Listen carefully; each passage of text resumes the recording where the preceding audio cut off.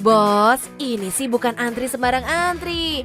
Bukan pula antrian panjang pasukan war tiket konser Coldplay ya. Hihi, antrian yang satu ini tuh rela nunggu lama demi semangkok bakso aci sedep yang pedesnya bikin sebadan jadi hot. Tempat ini kayaknya nggak pernah sepi deh. Apalagi para food vlogger tuh demen banget kesini.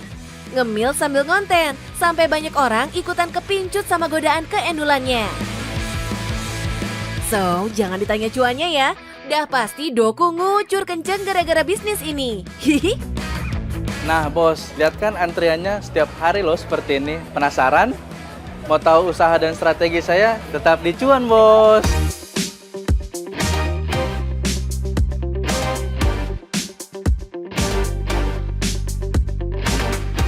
Tapi emang ya, zaman serba digital begini bikin segala jenis usaha jadi lebih ringkes promosinya. Tinggal keluarin HP andalan, terus cekrek-cekrek, record, cut. Jadi deh konten yang ciamik. The power of sosmed beneran jadi senjata perang yang sakti mandraguna. Banjiri aja semua platform pakai konten menggoda. Dijamin netizen akan berkerumun terus melipir deh samperin bisnis kita. Hihi. Strategi ini juga yang dipakai Mas Albert buat running usaha kulinernya. Kita mulai dari awal tuh memang lebih gencar di media sosial.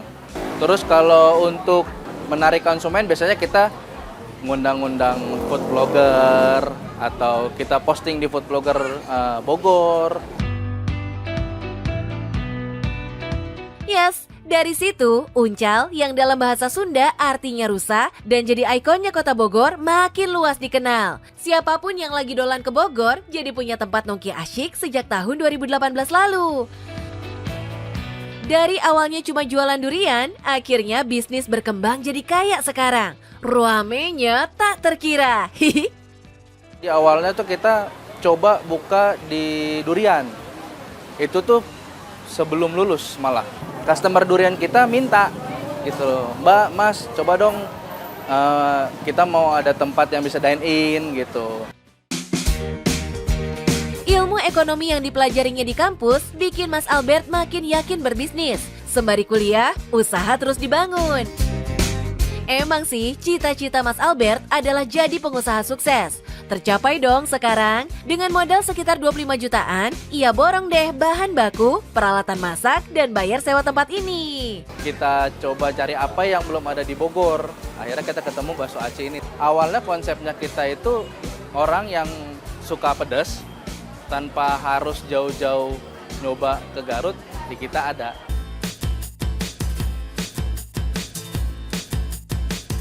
Jeli lihat peluang, beneran terbukti bikin hoki makin jadi bos. Inovasi dan experience beda yang ditawarkan buat pengunjung juga bikin tempat makan satu ini lebih ngebut larinya dibanding ratusan kedai bakso aci lainnya di Bogor. Kalau dibilang bersaing secara sehat, paling secara kualitas dan rasa ya. Kalau misal customer kita memang udah dapat dengan rasa dan kualitas kita, kalau saya sih sebagai owner nggak perlu khawatir banget gitu loh.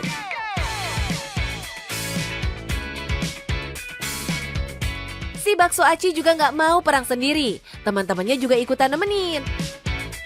Nih, kenalin salah satu menu yang viral, namanya mie jebel, porsi blenger bakso urat. Tampilannya mirip mie yamin ya, tapi rasanya lebih istimewa. Paduan kecap asin, minyak bawang, kecap manis, cabai kering dicampur saus dan sambal ekstra pedas, diaduk bareng mie yang direbus sampai mateng. Toppingnya tong hilapnya bos. Widih, warna merah meronanya ini bikin ngiler. Sekaligus nantang bener nih romannya. Sanggup nggak nih taklukan rasa pedesnya? Hihi. Menu ini jadi kesayangan semua kalangan. Mulai dari anak muda sampai bapak ibu dan kakek neneknya pada doyan. Syaratnya satu, kudu doyan pedas. Semua menu di sini tuh level pedasnya jauh melampaui pedasnya gosipan tetangga bos. Terus yang gak doyan pedes gimana dong nasibnya? Tenang, pesan aja level terbawahnya. Dijamin lidah aman dari sengatan panasnya cabe. Bakso uratnya juga top bos. Gak ngelawan waktu digigit. Dan kontan bikin bibir jadi jebel. Eits, bentar bos. Es durian keju dan aneka es-esan aneka warna dan isi yang adem-adem anyes bakal segera datang to the rescue. Rasa manis dan ademnya dijamin bakal bikin lidah jadi tenang lagi. Tapi cukup bibir yang kedodoran ya bos. Dompet mah dijamin aman dari sengatan harga. Jadi don't worry. Kalau kisaran harga sekitar 15.000 sampai 20 ribuan.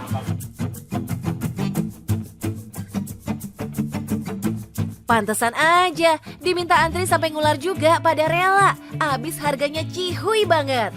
Kebayangkan sibuknya tim dapur yang kudu masak super cepat dan banyak tiap hari?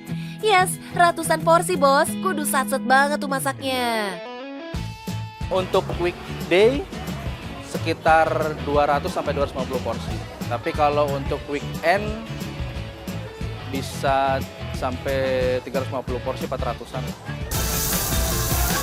Dun, anggap aja deh, sehari rata-rata terjual 300-an porsi seharga 20 ribuan. Hasilnya minimal 6 jutaan per hari masuk laci kasir bos. Lah kalau sebulan, ya nyampe lah 180 jutaan. Sedap.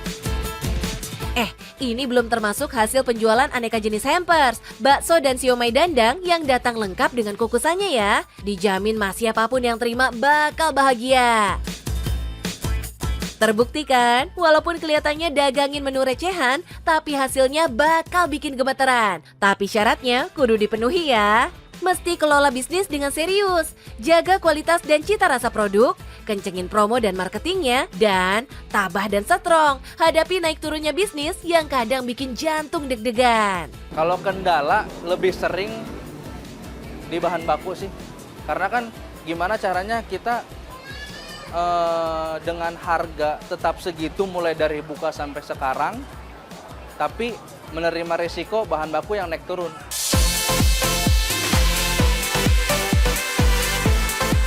Tuh, semua rahasia bisnis dan dapur udah dibuka blar sama Mas Albert.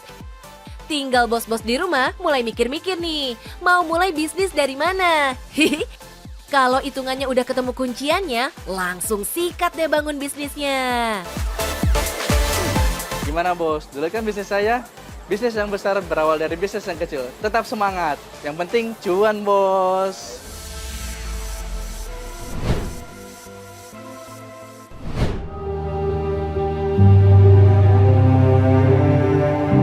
Saya dilahirkan tuh dari nol ya Pak ya. Saya nggak punya apa-apa. Jadi datang ke Jakarta ya cuma bawa dengkulnya 2. Ya alhamdulillah bisa punya rumah, punya kendaraan. Artinya ada hasil yang kita capai.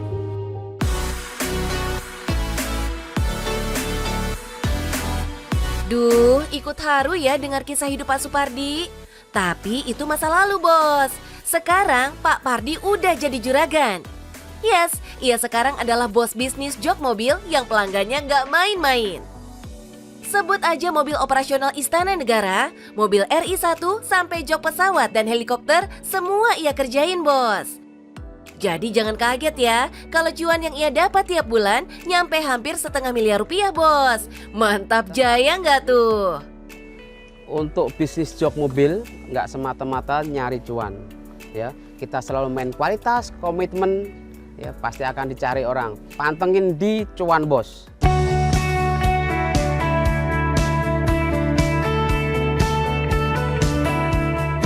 Bos, kalau Anda pikir bisnis kakap kayak Pak Supardi cuma bisa dilakukan sama turunan sultan yang dari lahir udah tajir melintir? Itu salah besar bos. Pak Pardi nih awalnya bekerja sebagai sales jok mobil selama 5 tahun. Akhirnya ia beranikan diri bikin bisnis sendiri di tahun 2004 bareng rekanannya. Sayang rekan yang ia percaya malah menelikungnya dari belakang. Ia pun sempat kelimpungan mencari modal dan baru bisa kembali bangkit 2 tahun kemudian di 2006. Dengan modal 150 juta rupiah, ia ditemani 4 orang karyawannya nekat membeli tempat produksi cover jok mobil. Padahal waktu itu, ia dan sang istri masih ngontrak, belum punya rumah bos. Tapi kali hoki beneran, usahanya mulai berkembang sampai bisa beli tempat yang lebih besar lagi di Pulau Mas, Jakarta Timur. Di sini nih, semua prosesnya dilakukan, mulai dari bikin desain, pemilihan bahan, proses penjahitan sampai pemasangan. Kualitas dijamin nomor 1 bos, makanya harga juga nggak bisa nipu. Untuk sedan, nek masang sintetis ya, sintetis itu kalau sedan itu di angka 4 juta sampai yang 3 baris itu sampai 6 juta. Lanjut untuk yang kulit, yang Itali itu untuk yang 2 baris itu harganya 10 juta, untuk 3 baris sampai 16 juta itu yang Itali. Lanjut yang Jerman, Jerman tuh kulit yang autoleder yang mahal ya, yang mahal. Itu untuk yang 2 baris di angka 15, yang 3 baris sampai 35 juta sampai 40 juta itu yang bagus.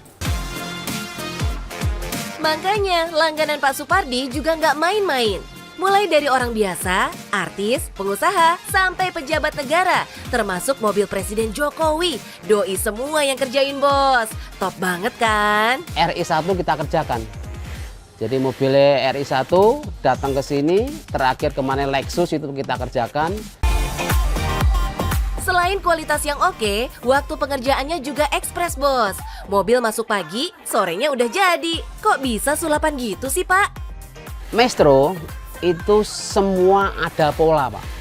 Jadi suatu contoh misalkan ini ada HRV yang terbaru di depan itu baru keluar kemarin mobilnya. Kita udah ada polanya. Tanpa nunggu jok, kita udah bisa bikin. Jadi tinggal masang. Jadi pagi taruh, sore jadi. Gitu seperti. Kenapa ya? Polanya kita ada. Oh gitu, pantesan 20 karyawannya sekarang nggak sempet nganggur. Sepanjang hari ada aja kerjaan. Semuanya bisa dibuat sesuai permintaan dan keinginan klien. Bebas, tinggal bilang aja klien maunya gimana. Untuk model ya itu semua yang memutuskan yang punya mobil. Kalau yang mutusin Maestro belum tentu hasilnya itu sesuai dengan permintaan yang punya mobil. Tujuannya apa? Begitu dia pesen, suka, kepuasan tersendiri. Seperti itu. Bahannya ada 2 pilihan, bos. Ada kulit asli dan sintetis, yang sebagian bahkan masih impor dari Jerman dan Thailand. Biar bisa pas terpasang dengan rapi, pola dibikin serius sebelum dipotong, bos. Karena kalau udah dijahit, semuanya bakal jadi satu kesatuan. Begitu dipasang, wih, cakep bener. Gak puas cuma garap mobil, Pak Supardi pun menerima juga pesanan cover jok pesawat dan helikopter. Wah, ini sih nggak main-main kelasnya. Kudu tepuk tangan dong, bos. Oh iya, buat yang nggak sempat datang ke bengkel kerja Pak Supardi, tim juga siap datangi rumah klien untuk selesaikan pesanan. Rumah jauh, nggak masalah. Lawang klien Pak Supardi juga berdatangan dari berbagai kota, mulai dari Bali, Lampung, Jambi, sampai Kalimantan. Sekarang pasarnya ini memang daya belinya agak kurang ya Pak ya. Agak kurang, jadi kita sih mempertahankan untuk 4 unit, 3-4 unit, bahkan sampai 5. Cuman kadang-kadang pangsa pasarnya sekarang tuh larinya ke sintetis. Jarang yang pakai kulit. Kalau dulu sebelum Corona itu kulit tuh gede-gede. Sekarang pakai sintetis, paling kita tuh kisaran 3,5 jutaan. Cukup lumayan lah. Wih, kalau sehari aja ada 4 klien, kalau sebulan ya bisa 120-an proyek disikat habis. Taruhlah yang dipesan harga termurah 3,5 jutaan. Artinya kan sebulan nyampe tuh 420 jutaan, bahkan lebih. Wih, jos tenan, Pak.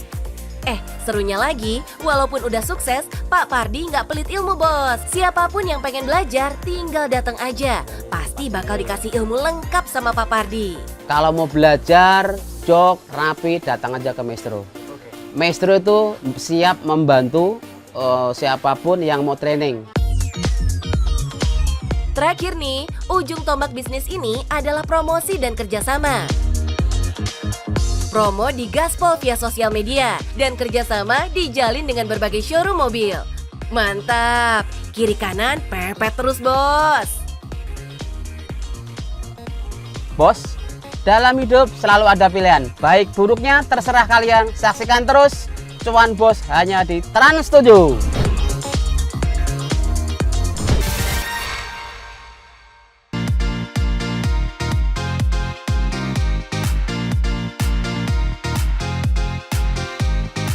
Bos, siapa nih yang kalau lagi kumpul-kumpul nyarinya pasti pizza?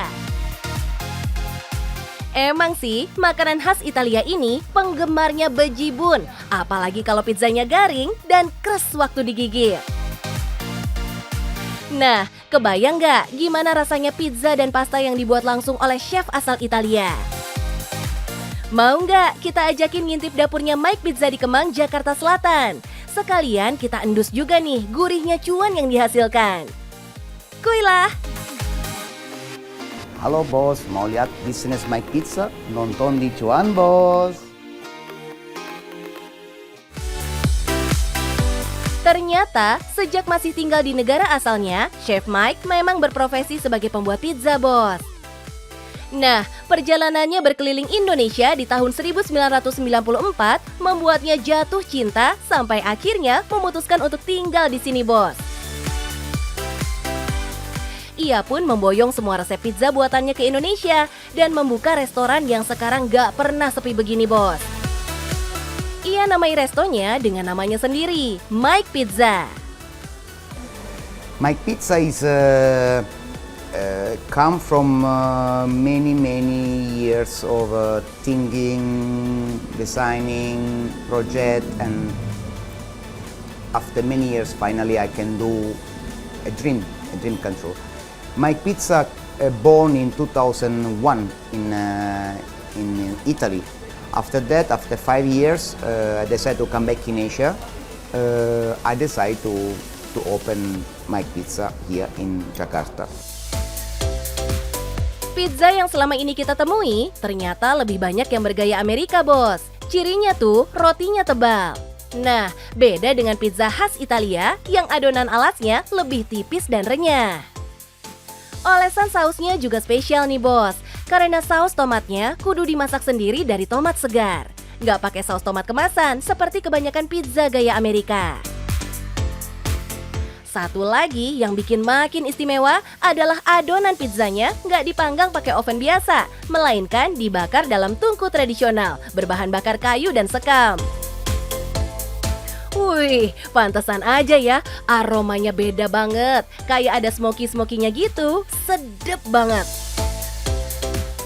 Lihat aja tuh, apinya gede banget. Tungku model begini nih, panasnya lebih stabil. Jadi bikin pizza matangnya rata dan sempurna, bos. I don't really look around and comparing myself to other pizza. My pizza is nothing special, it's just simple. Nah, uniknya buat Chef Mike, pizza ini bukan sekedar sumber cuan loh, bos. Makanan ini adalah kesayangannya, tanda cintanya. So sweet. For me, pizza is a passion. When you spend all your life doing this job, it's not a job anymore. Become your vocation, your family, your house, you cannot live without this. Gak cuma pizza, bos. Di sini pasta carbonaranya juga paling juara. Bahkan inilah yang paling laris, bestsellernya nih, bos. Apa sih yang bikin pasta ini istimewa? Bedanya apa sama pasta di tempat lain? Oh, ternyata ini dia, bos. Langkah terakhir masak pasta ini dilakukan di atas bongkahan keju parmesan segede ban mobil, bos. Gede banget ya, pantas aja rasanya jadi istimewa. Kejunya kudu dibakar dulu, bos, sampai meleleh. Setelah itu baru deh pasta carbonara yang udah matang dimasukkan. Lalu diaduk sampai semua bagian pastanya terlumuri lelehan keju bongkahan ini. Widih. Proses yang unik ini juga menjadi atraksi yang ditunggu-tunggu para fans berat Mike Pizza, bos. Tuh lihat, pada sibuk ngerekam pakai gadgetnya masing-masing. Ini juga nih yang bikin pelanggan selalu balik lagi. Suasana di sini kayak rumah, bos. Jadi semua pengunjung berasa disambut layaknya keluarga dengan keramahan dan pelayanan kelas 1. Jadi makin betah dan bikin kangen kan? But I always believe that the best seller here is to make the customer happy.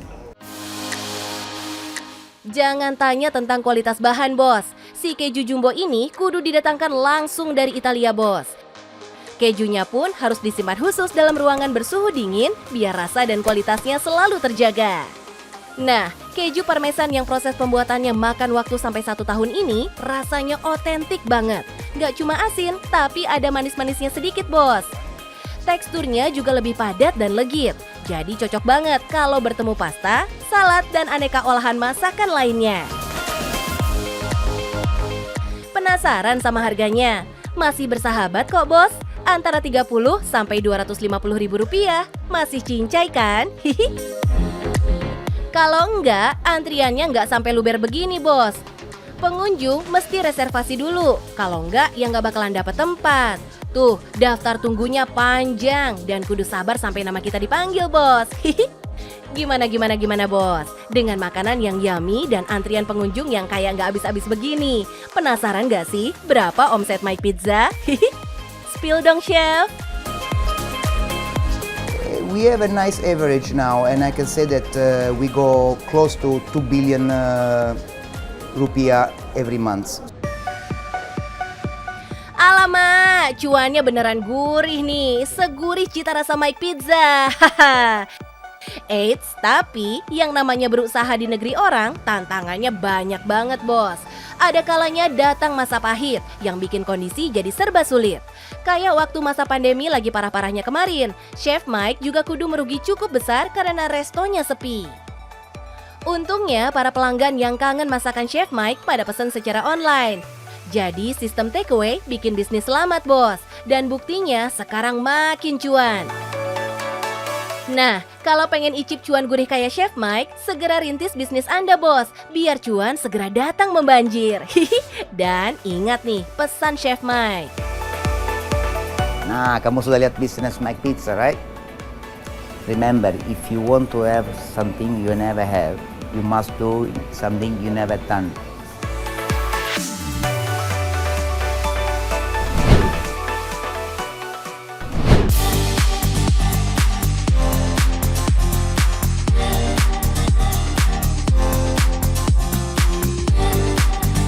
Bos, siapa tuh lagi asik main bola? Asik banget pula mainnya. Jagoan nih kayaknya. Lagi siap-siap menyambut Piala Dunia ya mas? Oh, ternyata dia adalah Habib Arif Fadila bos. Fans berat sepak bola nasional pasti kenal nih. Yes, Habib dulu menempati posisi winger alias gelandang sayap di Timnas Indonesia. Bersama timnya, ia juga pernah menyabat posisi runner-up dalam AFF 16 Championship dan juara 3 Gothenburg di Swedia. Mantap! Tapi itu dulu bos, sekarang Habib menekuni profesi yang sama sekali berbeda. Yaitu berbisnis budidaya ikan nila dan ikan air tawar lainnya di sungai. Bukan di kolam ya, melainkan benar-benar di badan sungai. Wah, unik banget ya!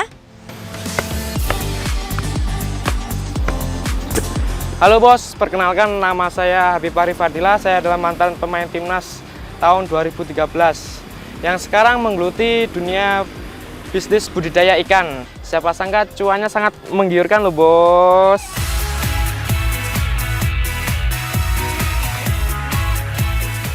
Habib kayaknya paham benar nih bos, bisnis ikan air tawar sangat menjanjikan, termasuk ikan nila. Ikan ini jadi favorit karena rasanya enak, gizinya cakep, dan harganya murah. Mau dimasak apa aja pasti enak deh karena nggak amis. Jadi rice bowl? Boleh. Digoreng? Hayu. Dibakar? Enak. Dimanggut pun nggak kalah lezat. Ini dia yang membuat Habib mantap membudidayakan nila dengan modal yang terbilang murah meriah bos. Habib makin yakin banting setir karena saat pandemi melanda, Liga Timnas dihentikan bos. Habib pun dipaksa keadaan memutar otak agar bisa bertahan di tengah pandemi. Ikan nila pun dipilihnya.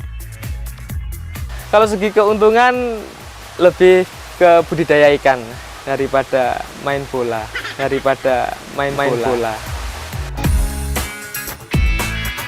Oh iya, penasaran nih mas, kenapa sih nggak membudidayakan ikan di kolam aja mas Habib? Kenapa harus di sungai gitu? Karena saya melihat ikan di sungai daripada di kolam itu lebih gurih di sungai daripada di kolam. Dan untuk secara daging kualitasnya lebih baik. Jadi untuk bentuk tekstur dagingnya itu lebih keset, lebih tebal kayak gitu. Mungkin karena ikannya happy tinggal di sungai ya, jadi makin enak dagingnya. Bos, ternyata ide memelihara ikan di sungai ini muncul tidak sengaja. Ide ini muncul saat Habib melihat sungai di kampung halamannya di Yogyakarta yang mengalir langsung ke persawahan. Terus kepikiran deh buat memelihara ikan di sini. Sekalian bisa jadi pupuk organik nih buat sawahnya. Mantap! Menemukan tempat yang sempurna, Habib pun mulai merakit rangka bambu dan jaring di badan sungai sepanjang 35 km dan lebar 3 meter ini. Terus jadi deh kolam alami buat ikan-ikan nilainya. Mirip keramba ya bos? Kalau untuk segi operasional lebih enak di sungai, gitu. Karena satu kita tidak membutuhkan terlalu banyak air, banyak modal untuk membangun kolam. Jadi kita cuman setidaknya bikin karamba aja sih. Eits, tapi jangan dikira semuanya serba mulus dan mudah bos. Di 6 bulan pertama saat menjalankan bisnis ini, Habib nyaris bangkrut. Penyebabnya karena kurangnya ilmu pembudidayaan ikan. Alhasil banyak ikan hasil panennya yang mati saat pengiriman karena kekurangan oksigen. Yah, rugi besar deh saat penimbangan. Ya wajar sih, namanya juga waktu itu masih pemula. Belajar dari kegagalannya, Habib pun menggali ilmu budidaya ikan dari mana-mana bos. Termasuk berguru pada kawannya yang sudah lebih dulu sukses berbisnis ikan. Hasilnya bisa dilihat nih bos. Berjalan 1,5 tahun, bisnis ini mulai berbuah manis. Kini, Habib sudah memiliki sekitar 6 hingga 7 kuintal ikan budidaya. Wah, jempol Mas Habib. Jadi ini bos, untuk ikan nila yang kita suplai dengan bobot 250 ons, per hari kita panen minim 2 kintal untuk satu karamba. Jadi siapa yang mau order bisa langsung datang ke sini. Wih, keren. Sehari 2 kuintal cuy. Emang sih, ikan nila merah berbobot 250 ons banyak banget permintaannya. Karena inilah berat paling ideal ikan biar rasanya mantap saat dimasak. Nah, setiap hari ikan peliharaan Habib diberi makan pelet sehari 2 kali. Campurannya mantap nih bos, pakai daun pepaya. Wih, sehat dan kaya serat ya. Kini, Habib sudah mampu melayani permintaan sejumlah restoran, kedai makan, juga pasar. Pengiriman ikannya juga sudah meluas sampai Kota Kudus bos. Kalau di total, ada sekitar 20 tempat yang sudah ia suplai. Jaringan bisnis ini Habib bangun melalui komunikasi intens dengan para customer, juga rutin berjualan dan mengunggah promosi di media sosial bos. Tuh, bener ternyata, ikan peliharaan Habib lebih jos rasanya. Pengen ngicip juga? Sekalian mau jumpa idola sepak bola? Bisa kok belanja langsung ke sini. Harganya pun bersahabat bos, mulai dari Rp26.000 aja per kilo. Jadi penasaran nih, berapa omset yang didapat Habib tiap bulannya? Kuy, kita tanya langsung. Kalau omset per bulan itu bisa lebih dari 30 juta. Pantas aja Habib betah dolanan ikan di sungai. Cuannya gede bos. Nah, ada catatan nih, kalau bos-bos di rumah pengen pelihara ikan juga di sungai. Jeli memperhatikan cuaca dan siap-siap antisipasi hewan liar yang bisa memangsa peliharaan kita. Kita cuma antisipasi kalau waktu hujan deras saja.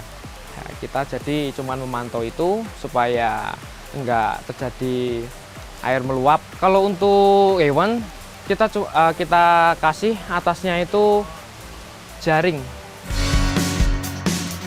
Siap Mas Habib. Tuh kan bos, semua masalah pasti ada solusinya. Jadi sekarang, yuk kita kumpulin niat dan tekad aja dulu, biar bisa dan berani buka bisnis sendiri. Ada mimpi keren nih di benak Habib. Ia bercita-cita menyulap kampungnya sebagai kampung budidaya nila sehingga bisa menjadi kampung wisata. Widih, cakep mas. Semoga segera terwujud ya. Entar kalau udah jadi, kita mampir lagi ya Mas Habib. Bagi siapa saja yang mau jadi reseller saya, bisa datang atau kunjungi langsung di Gudang Iwak JK. Tentunya ikan dijamin berkualitas, bernutrisi tinggi, harga terjangkau. Yang penting cuan bos.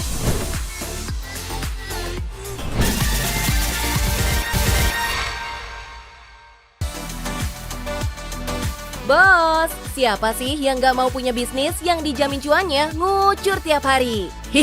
Pasti pada mau kan? Ini nih, bisnis-bisnis yang cuannya dijamin datang tiap hari tanpa jeda.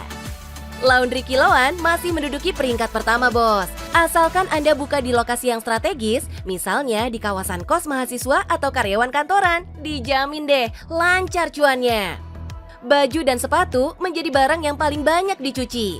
Biar pelanggan makin setia, kasih deh layanan antar jemput juga. Terus, toko kelontong kecil-kecilan yang menyediakan kebutuhan sehari-hari, dijamin gak bakal sepi. Alat mandi, bumbu dapur, makanan ringan, beras, gas LPG, air galon, dan obat-obat gas LPG deh.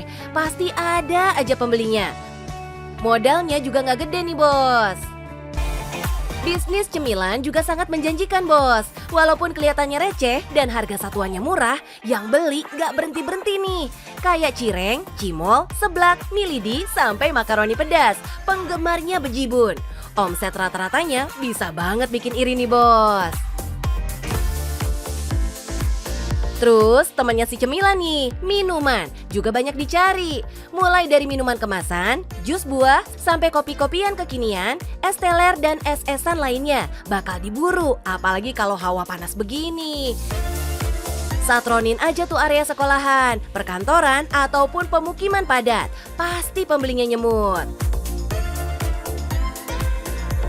Jadi, mau mulai bisnis yang mana nih, Bos? Hihi, cepat bertindak, biar cuan datang menghentak. Semangat, Kakak!